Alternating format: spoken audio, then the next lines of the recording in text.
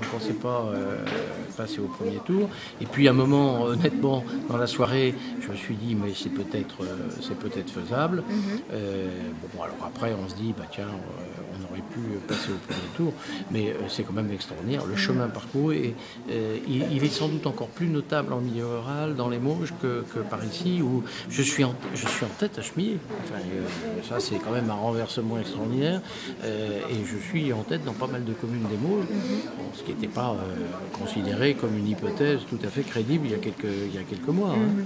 Ça montre bien le poids que prend de plus en plus la gauche dans le département du Maine-et-Loire. Oui, et puis je pense, c'est pas modeste que je vais vous dire, mais il y a le poids perso, parce que le travail effectué, deuxième député le plus présent à Paris en séance, et puis je pense une façon de travailler avec les élus et avec les habitants, qui a peut-être un peu étonné, mais qui est une relation directe et qui est une relation de confiance. Je crois que j'ai créé des relations de confiance, et puis après, il y a aussi le fait d'une équipe avec Stella Dupont qui est bien implantée en milieu rural, hein, qui est passée au premier tour au cantonal, qui a conquis la mairie de Chalonne. Tout ça, sont des ingrédients. Puis bon, je pense que effectivement, le fait que j'ai fait partie de l'équipe de François Hollande, l'équipe rapprochée, puisqu'il m'a demandé, je pense qu'aussi les électeurs y ont été sensibles, comme aussi une reconnaissance du député, mais aussi une reconnaissance des territoires et une reconnaissance de nos concitoyens. Et finir aussi près, justement, c'est pas frustrant? Pardon? Finir aussi près, c'est pas frustrant? Si, c'est un peu frustrant, mais je vais vous dire, je n'y avais absolument pas compté. Mon objectif, c'était d'arriver au premier tour, d'arriver en tête. Et après, dans la soirée, effectivement, je me suis dit, mais peut-être que c'est possible, mais c'était une hypothèse que je ne caressais même pas il y a quelques heures. Alors, il se trouve que dans l'après-midi, M. le préfet m'appelle en me disant est-ce que vous voulez que je vous donne connaissance des scores du département à 16h30?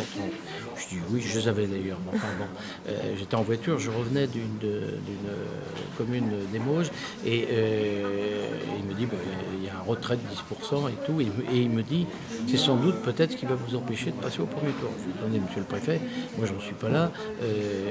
13 candidats. Il me dit si, il est possible que vous passiez au premier tour. Mais j'y croyais pas. Et au fur et à mesure de la soirée, effectivement, je me suis dit, quand je voyais les scores qui grimpaient énormément, je me suis dit, bah oui, c'est peut-être possible. Bon, on échoue à 600 et quelques voix. Bon, ça va me permettre de refaire un tour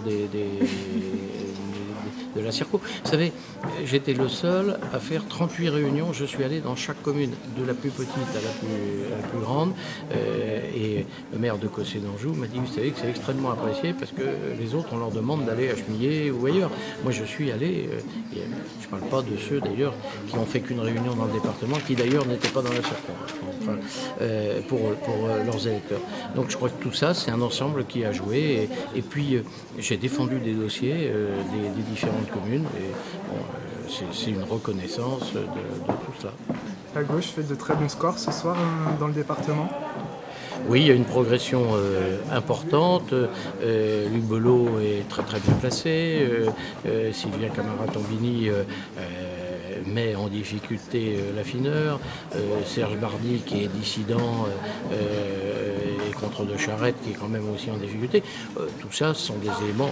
Jean-Michel Marchand, également, pour lesquels j'ai une grande admiration, une grande estime. Bon, tout ça, ce sont des gens qui sont quand même dans des conditions tout à fait positives. Maintenant, il faut transformer l'essai dans ma Circo. Je vais m'y remettre dès lundi. Je recommence une réunion à Chemillé dès lundi soir. Et puis, éventuellement, si j'ai l'occasion, si je le peux, si ça intéresse, d'aller un peu aider. Comment analysez-vous ces résultats?